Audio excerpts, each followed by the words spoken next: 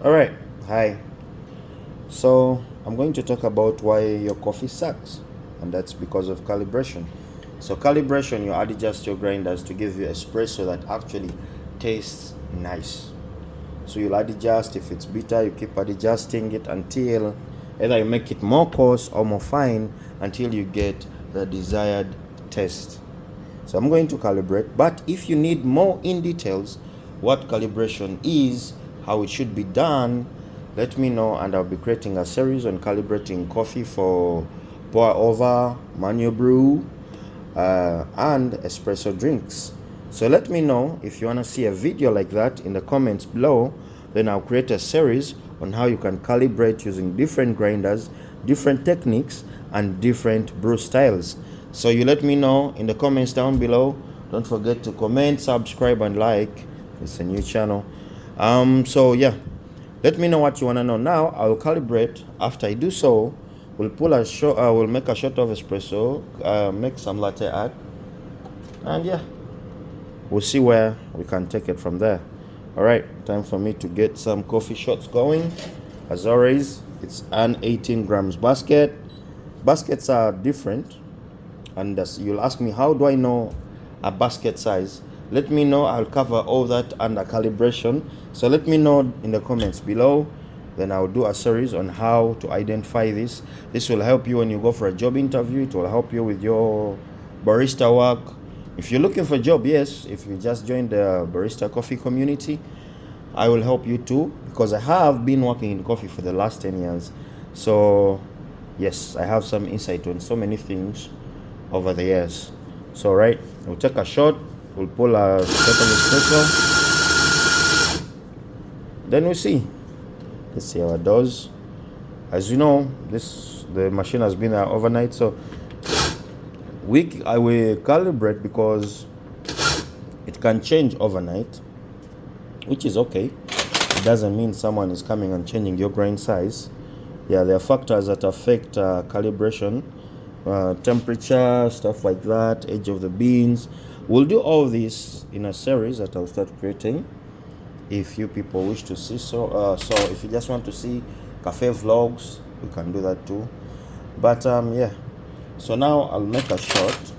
As I said yesterday, we'll learn about the marginal errors in grams baskets, why 18.2 can be used and 18 grams can be used in an 18 grams basket. We'll do all that, and you know what I mean.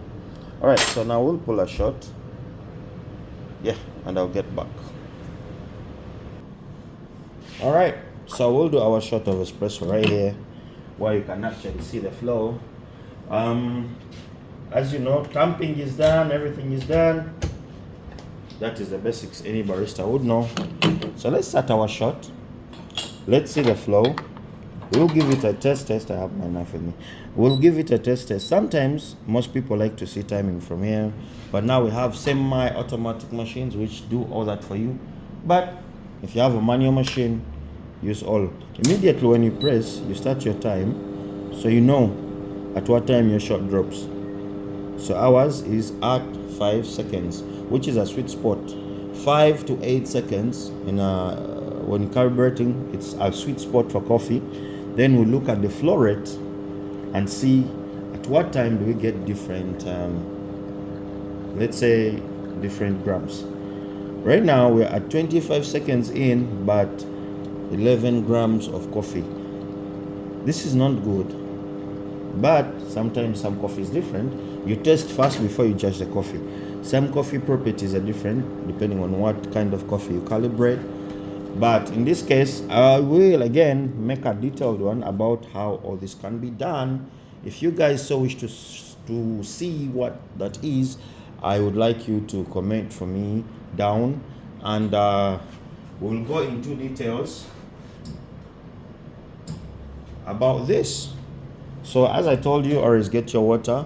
Sparkling water is the best, but I think sparkling water is disgusting. So I use regular water to clean my palate or my tongue before I taste a shot. Right. Told you always water is well calibrated. I think it's the best beverage in the world is water. So now I'll give it a taste and a sniff.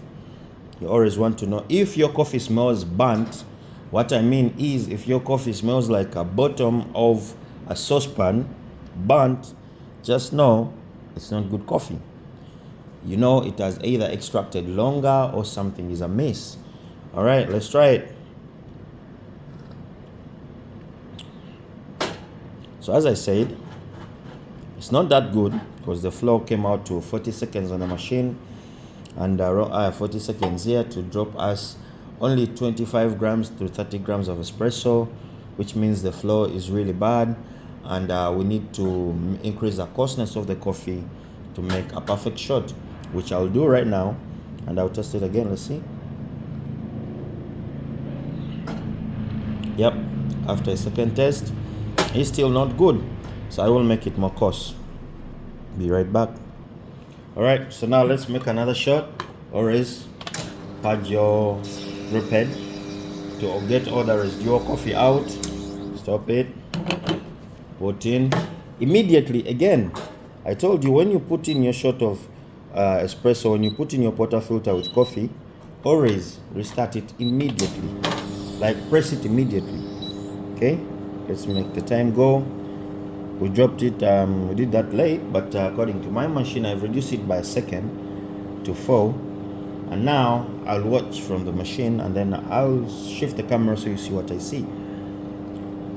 The flow is better than what we had before. Let's see how it will be by the end of the shot. Calibration is fun if you know what you're doing, but it's hectic if you don't, and most baristas do not know how to do this, and they don't like to do it. So we got 28, and on the machine I got 35 seconds. As you saw, it went off immediately. But yeah, we're in the sweet spot. So let's try it. Let's rate it. Let's see if the calibration really is good. Again, my water first, and then my espresso. So some qualities of a good espresso is it having an amount of foam, as you can tell. See, I think you can see it, and you see it incorporating slowly with the coffee.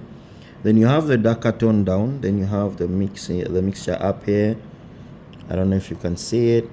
I don't know if you can see it, but those are some of the qualities of a good shot of espresso. Now let's give it a test. Let's see. Whoa, yes.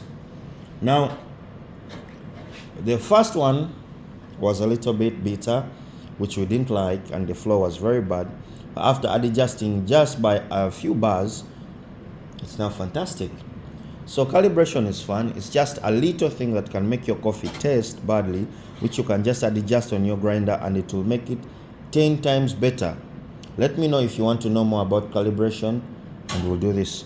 So yes, thank you for calibrating with me, getting a best of what calibration is. And in my next videos, I'll go into details. I'm working on videos right now about manual brew, which will do. My next video will be, I'll be comparing 3 types of V60s infused with watermelon, with lychee, see which one is the best. And then we'll be working with beans to learn calibration. So I want to have 2 different playlists going, us studying about different ways to make coffee, to calibrate coffee, and how to get good results from that coffee bean you so much crave to drink. So we're going to work with infused beans, we're going to work with geisha beans, and different origins of beans, see what we can do, what it's good for, and what's better for it. Yes, shoot me a like, and then shoot me a subscribe, I guess. No, I'm sure I would like a subscription. Yes, and let me comment down below what exactly you want to learn about. I'll be making specific videos on specific topics that you guys request for, or what I think a barista should know in this barista business. All right, thank you very much. Have a nice day. God bless you. Until the next video. Bye bye.